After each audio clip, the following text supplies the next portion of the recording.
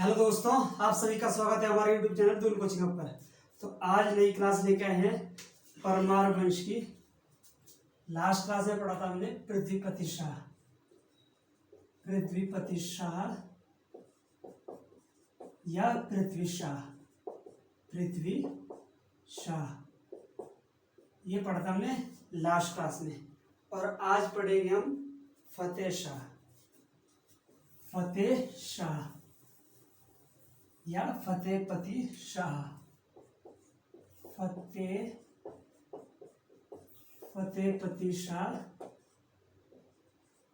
या फतेह शाह, फतेह शाह। इसका जो है टाइम पीरियड जो इसका काफी लंबा रहता है। इसका टाइम पीरियड जो फतेह शाह है, इसका टाइम पीरियड रहता है 1664 से लेके 1716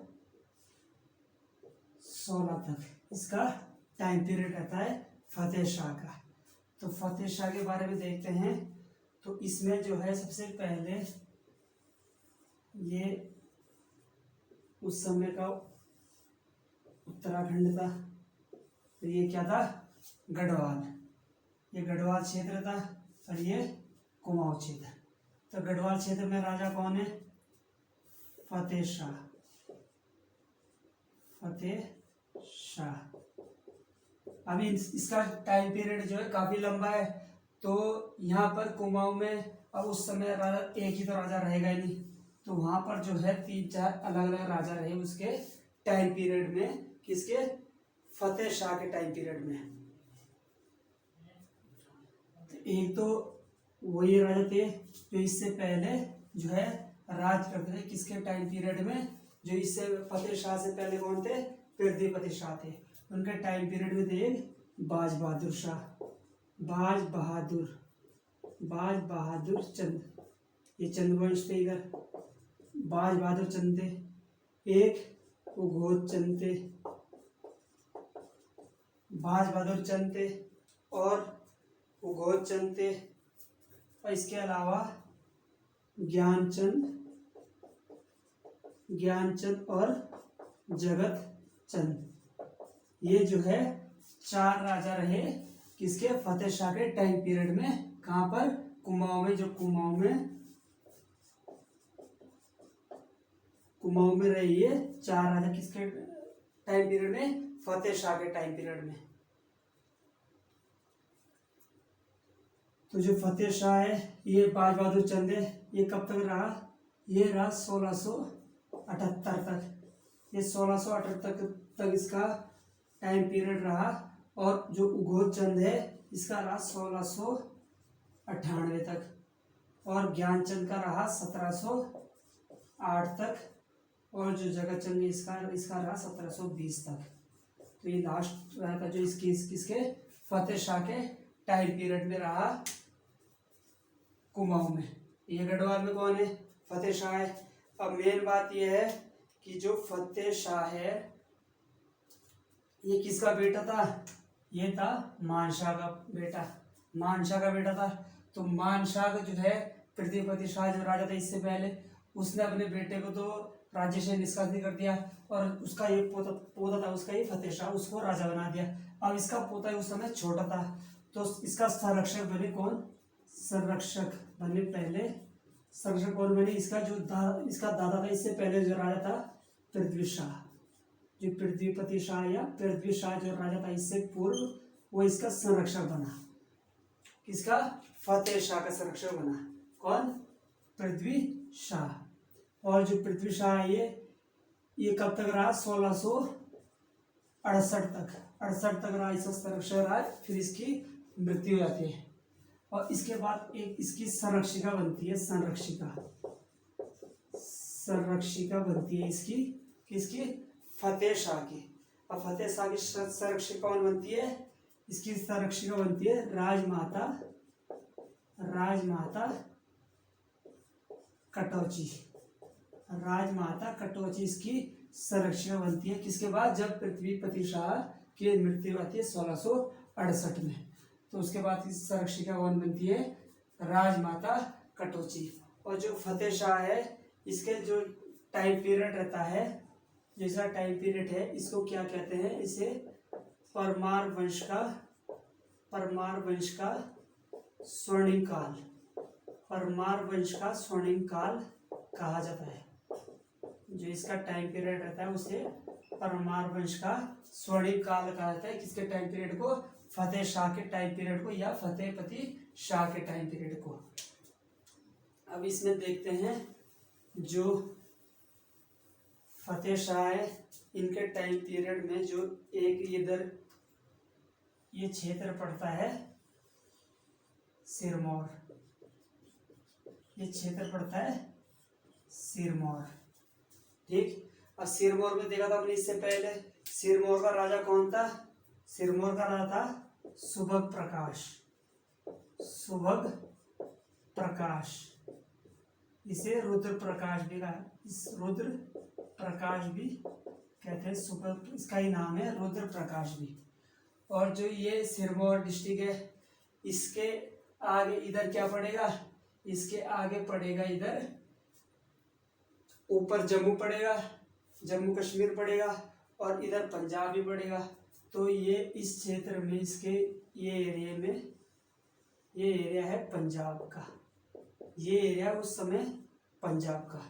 और पंजाब से सटा एक इलाका था इधर, ये जो वर्तमान हिमाचल में है ये पड़ता था बिलासपुर, ये एरिया है बिलासपुर। अब जो पंजाब है, पंजाब में उस समय कौन किसका राज था, गुरु गोविंद सिंह का, गुरु गोविंद सिंह कौन वहां के राजा थे उस समय पंजाब के। अब बिलासपुर के कौन थे, बिलासपुर के थे भीम सिंह, बिलासपुर के थे भीम सिंह। अब कहाँ के, ये पंजाब के राजा हो गए गुरु गोविंद सिंह और बिलासपुर के भीम सिंह, और सिरमौर में कौन है, सुभग प्रकाश और रुद्र प्रकाश। अब होता क्या है, अब ये होता है कि जो राजा है फतेह शाह है इसकी पुत्री की शादी हो रही होती है किससे, अब ये तो जो सिरमौर है, सिरमौर में तो इसका जो है क्या है, दुश्मनी, इधर दुश्मनी है। तो जो भीम सिंह है, भीम सिंह राजा का अगर राजा है बिलासपुर का, इसका जो बेटा होता है उससे इसकी शादी होती है, फतेह शाह के पुत्री की शादी हो रही होती है। जब इसके बेटे की जो बारात आती है वो कहाँ से आएगी, वो बारात आएगी सीधी इधर से, ये पंजाब होते हैं और सिरमौर होते हैं सीधी गढ़वाल। तो जो गुरु गोविंद सिंह है वो सुभग प्रकाश या रुद्र प्रकाश जो है इसका दोस्त होता है। तो इनकी आपस में दुश्मनी होती है, किसकी, पंजाब और बिलासपुर की इनकी दुश्मनी है आपस में। तो गुरु गोविंद सिंह इसको कहाँ मिलता है, जो बारात आती है कहाँ मिलता है, सिरमौर में। तो सिरमौर में मिलता है तो ये बारात को वापसी लौटा देता है, बारात को वापसी लौटा देता है। तो जो बारात वापसी जाती है वो सीधा यहाँ से जाके सीधी यहाँ जाती है। अब यहाँ पर आ जाएगी, और जो फतेह शाह है इसका दोस्त है गुरु गोविंद सिंह, इसका ये दोस्त है। तो इसके यहाँ के लोग आते हैं बारात में, अब बारात में आएंगे तो उसको गिफ्ट वगैरह देंगे। तो ये राजा चिढ़ जाता है, कौन, भीम सिंह जो है चिढ़ जाता है और इसको कहता है कि मैं जो है अपने पुत्र की शादी तुम्हारी पुत्री से तभी करूंगा यदि आप जो है गुरु गोविंद सिंह से युद्ध करोगे। मैं अपनी पुत्री की शादी तभी कराऊंगा यदि आप गुरु गोविंद सिंह से युद्ध करोगे। तो ये जो है गुरु गोविंद सिंह से युद्ध करने के लिए तैयार हो जाता है, कौन, फतेह शाह। तो इनके बीच एक युद्ध होता है गुरु गोविंद सिंह और फतेह शाह के बीच। कब होता है वो युद्ध, वो होता है 18 सितंबर 1688, 18 सितंबर 1688 को युद्ध होता है किसका, किसके बीच, फतेह शाह और गुरु गोविंद सिंह के मध्य युद्ध होता है 18 सितंबर 1688 को। और होता कहाँ है, ये होता है भंगाणी में, भंगाणी क्षेत्र है वहाँ इनके बीच युद्ध होता है। और इसमें जो है इस युद्ध में क्या होता है, इस युद्ध में जो है गुरु गोविंद सिंह है, गुरु गोविंद सिंह की विजय होती है, गुरु गोविंद सिंह की इस युद्ध में विजय होती है। ऐसे जो गुरु गोविंद सिंह है इनके पहले से दोस्त रहते हैं, ये जो है स्वयं ही हार मान लेता है इससे, लेकिन ऐसे जो है युद्ध में विजय होती है गुरु गोविंद सिंह की। जब ये युद्ध होता है इससे पूर्व क्या होता है, इससे पूर्व जो है गुरु गोविंद सिंह है, इनके एक और गुरु थे, इनका जो पुत्र था वो उसका नाम था गुरु गुरु राम राय, राम राय। तो जो गुरु राम राय है वो कहाँ आते हैं, वो आते हैं देहरादून। अब देहरादून कहाँ पड़ा, देहरादून पड़ गया ये एरिया, ये क्षेत्र पड़ गया देहरादून का। गुरु राम राय कहाँ आते हैं, देहरादून आते हैं। और देहरादून आते हैं गुरु राम राय कब आते हैं, 1675 में वो देहरादून आते हैं गुरु राम राय। अब गुरु राम राय 1675 में देहरादून आते हैं। और देहरादून जब आए तो जो है, जो राजा, यहाँ का राजा कौन है, फतेह शाह राजा है यहाँ का। गढ़वाल का राजा कौन है, फतेह शाह। तो फतेह शाह ने गुरु राम राय को जो है 1676 में देहरादून के जो है 4 गांव देहरादून के इनको दे दिए। 4 गांव जो है देहरादून के इनको दे दिए, किसको, गुरु राम राय को। अब 4 गांव इसको दे दिए। अब इसके बाद जो युद्ध, ये इसके बाद होता है एक फॉर्मेलिटी का युद्ध होता है इनके बीच, और ये स्वयं भी हार जाता है। लेकिन ये डेट ध्यान रखनी है, अभी एग्जाम में पूछा गया था कि जो भंगाणी का युद्ध है कब हुआ था, केवल ईयर पूछा गया था 1688। अब इसके बाद ये डेट ही पूछ सकता है, तो ये 18 सितंबर 1688, ये ध्यान रखना है।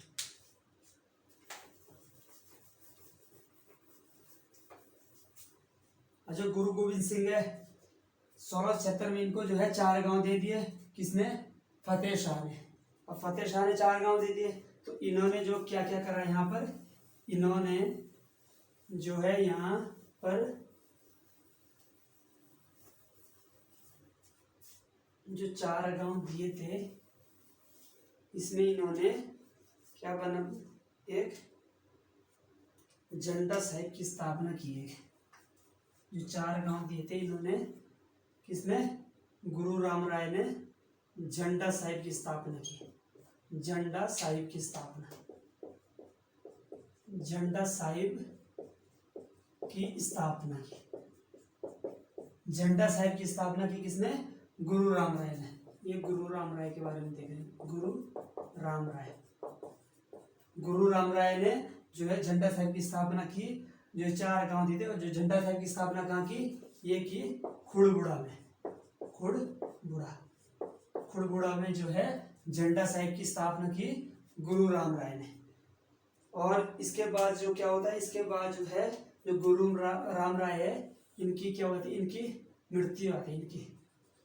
इनकी मृत्यु आती है। इन्होंने जो है झंडा साहिब की स्थापना कर दी, कहाँ, खुड़बुड़ा में, देहरादून के खुड़बुड़ा में झंडा साहिब की स्थापना कर दी। इसके बाद इनकी मृत्यु आती है, तो इनकी पत्नी, जो इनकी जो पत्नी होती है, इनकी पत्नी का नाम होता है पंजाब कौर। इनकी पत्नी का नाम होता है पंजाब कौर, किसकी, गुरु राम राय की पत्नी। तो जो गुरु राम राय की पत्नी है, इनका नाम है पंजाब कौर। तो इन्होंने जो है इसके बाद, इनकी गुरु राम राय की मृत्यु के बाद, इन्होंने जो पंजाब कौर है, इन्होंने महंत प्रथा चलाई। महंत प्रथा चलाई, किसने, पंजाब कौर ने महंत प्रथा चलाई। और जो है इन्होंने अपना जो पहला महंत बनाया अपना औध दास को। औध दास को इन्होंने अपना पहला महंत बनाया। किसने, जो पंजाब कौर थी, इन्होंने पहला महंत बनाया औध दास को अपना।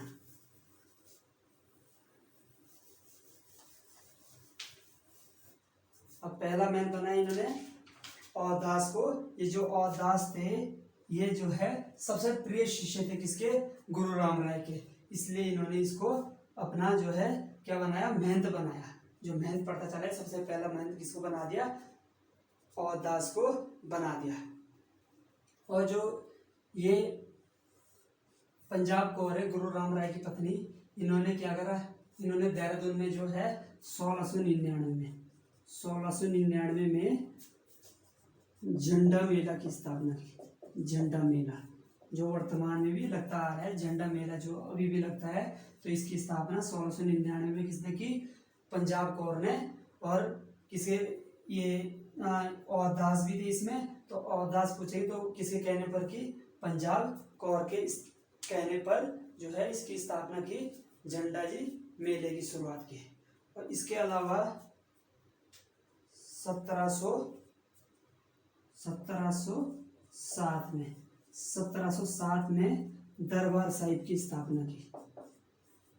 दरबार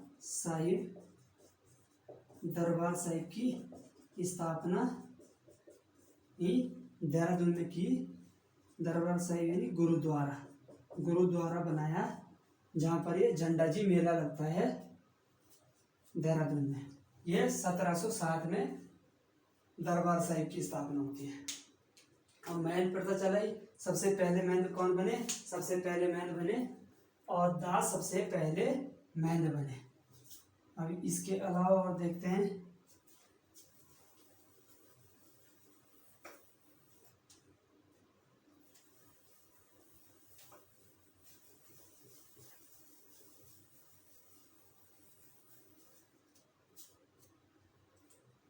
पहले महंत कौन थे? पहले महंत थे औरदास। ये जो है ये पहले महंत थे। कौन? औरदास। अब औरदास ने क्या करा? औरदास ने जो है कौन से? औरदास ने और जो पंजाब कोर्ट थी, इन्होंने झंडा मेला और दरबार साहिब की स्थापना की देहरादून में। और इसके बाद जो है, इसके कुछ टाइम बाद एक जो इसके और महंत बनते हैं, महंत बनते हैं एक और, उसका नाम होता है इंद्रेश दास।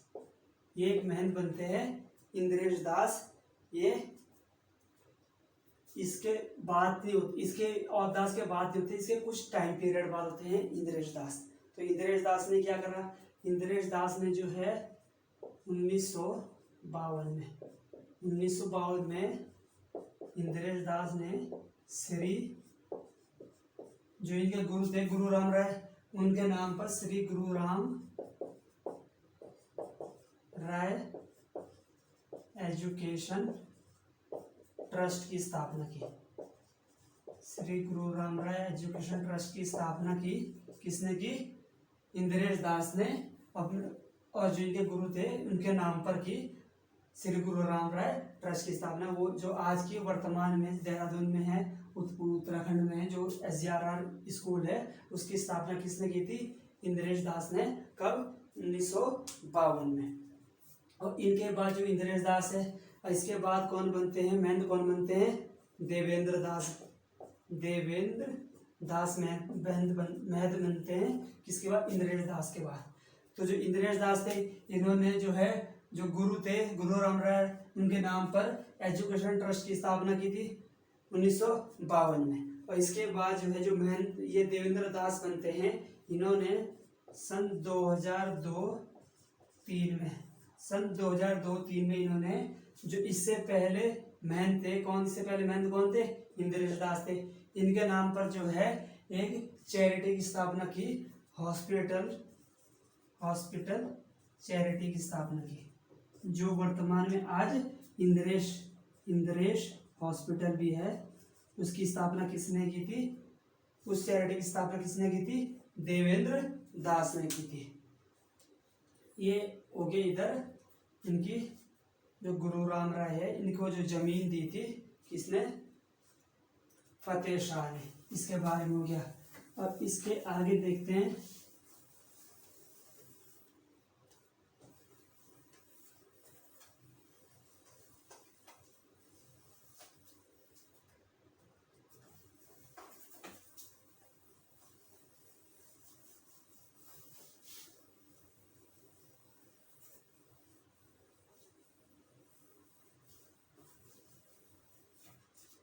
अब देखते हैं जो गढ़वाल के बारे में कि आगे क्या क्या होता है।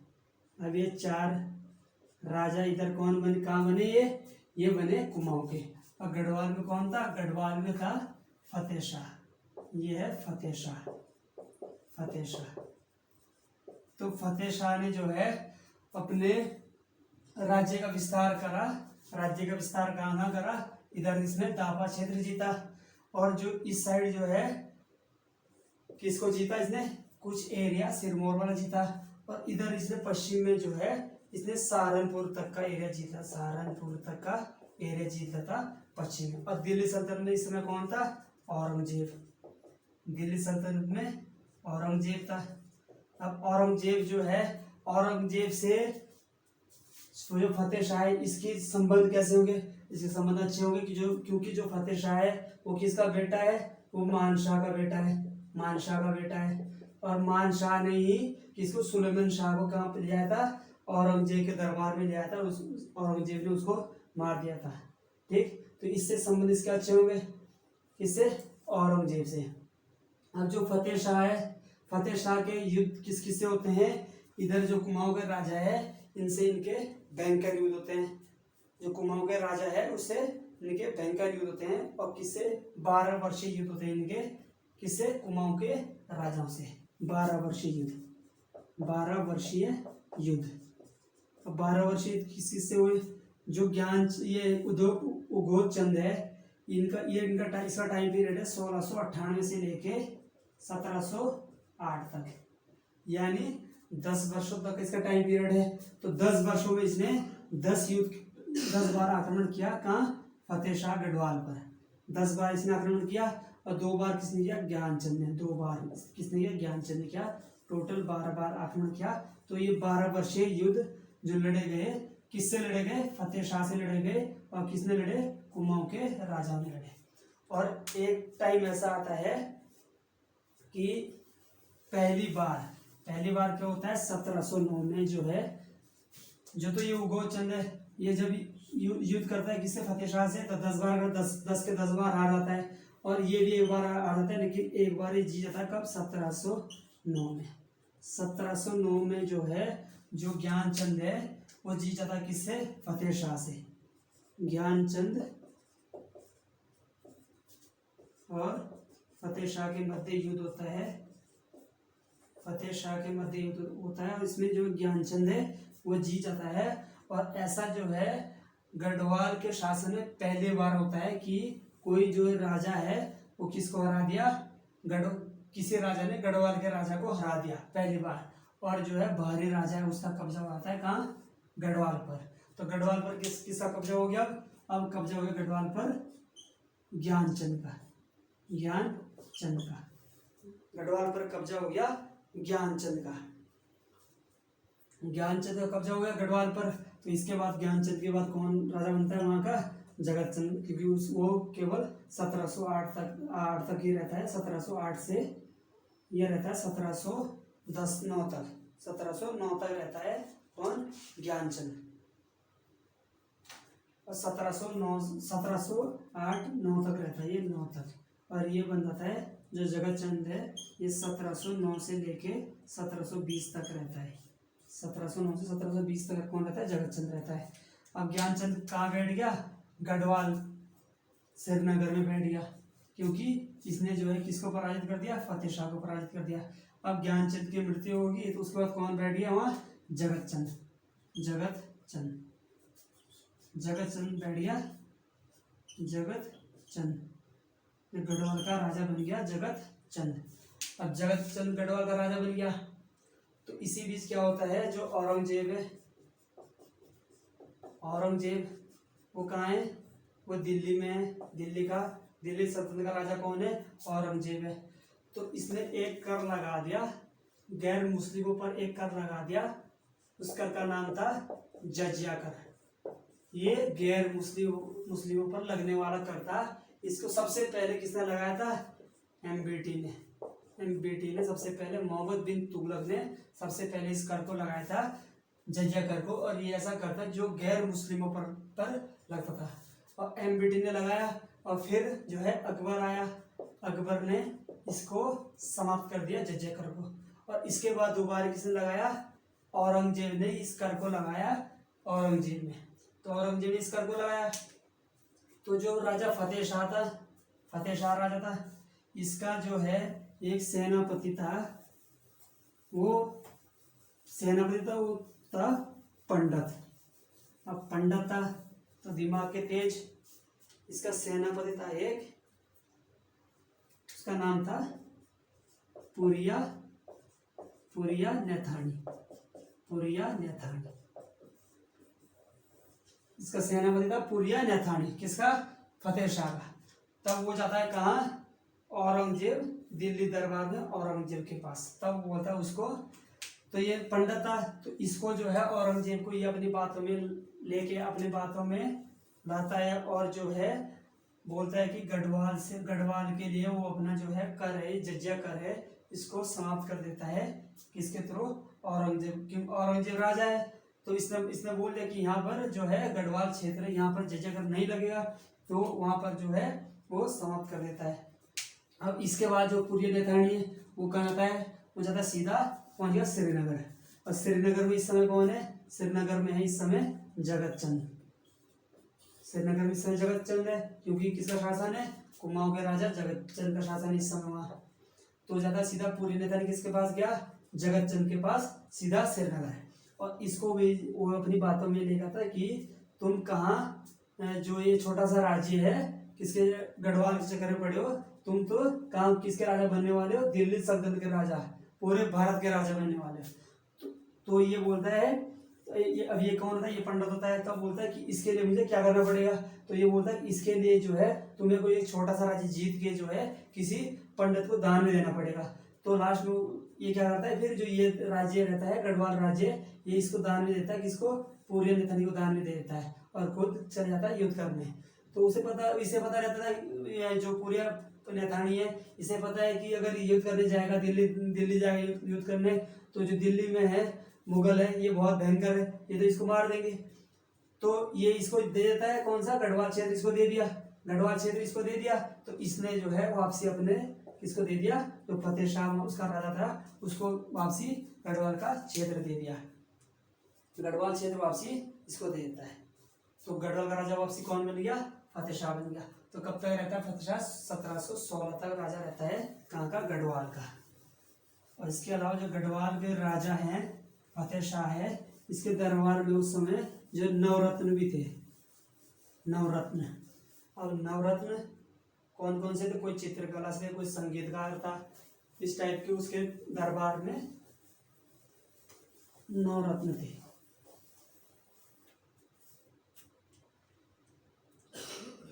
जो फतेह शाह है, इसके दरबार में कौन थे? नवरत्न। इसके दरबार में नवरत्न थे, उस समय इसके दरबार में नवरत्न थे। और जो फतेह शाह है, इसकी मृत्यु होती है, इसके बाद इसका पुत्र जो है, बड़ा पुत्र होता है उपेंद्र शाह।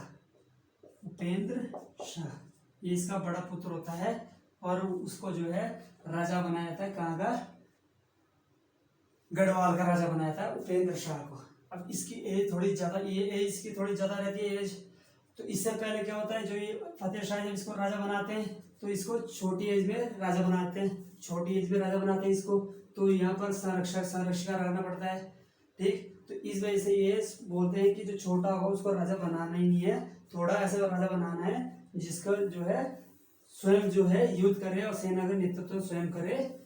तो किसको बनाते हैं? राजा उपेंद्र शाह को। और राजा को बना 1716 तक इसका टाइम पीरियड है, तो ये बना 1716 में ये राजा बना, कहाँ का? गढ़वाल का राजा बना। और गढ़वाल का राजा बनता है तो क्या होता है, इसके जब राजा बनता है, ये 2-3 महीने बाद भी, 2-3 महीने में ही इसकी क्या होती है? इसकी मृत्यु आती है। किसकी? उपेंद्र शाह की। अब उपेंद्र शाह की मृत्यु हो गई, तो इसका जो बेटा था वो था उस समय छोटा। तो वही फिर कि अगर किसी छोटे को राजा बनाएंगे तो उसका संरक्षण रखना पड़ेगा। तो ये क्या करते हैं, वहाँ के लोग क्या करते हैं, जो उपेंद्र शाह है, इसका जो भाई होता है उसको राजा बनाते हैं। इसका भाई जो है, उपेंद्र शाह का भाई है, उसका नाम है दिलीप शाह, उसको राजा बनाते हैं। ये कब बनता है? 1716 में राजा बनता है, कहाँ का? गढ़वाल का। गढ़वाल का राजा बना 1716 में दिलीप शाह। और ये इसकी भी जो है 5-6 महीने में इसकी भी मृत्यु आती है, 5-6 महीने में इसकी भी मृत्यु हो जाती है, क्योंकि इनकी एज ज़्यादा रहती है। तो इसके बाद क्या होता है, इसके बाद जो उपेंद्र शाह है, इसका जो बेटा होता है, इसका उपेंद्र शाह, इसका बेटा जो है प्रदीप शाह, इसका बेटा जो है प्रदीप शाह, वो राजा बनता है, गढ़वाल का राजा बनता है। इसका बेटा उपेंद्र शाह का बेटा प्रदीप शाह, तो गढ़वाल का राजा बनता है 1717 से लेके 1720 72 तक ये राजा बनता है गढ़वाल का। और सबसे लंबा टाइम पीरियड किसका रहता है? प्रदीप शाह का ही सबसे लंबा टाइम पीरियड रहता है। तो ये पढ़ेंगे हम नेक्स्ट क्लास में। तो आज की क्लास करते हैं दोस्तों यही खत्म, और नेक्स्ट क्लास में पढ़ेंगे हम प्रदीप शाह। धन्यवाद।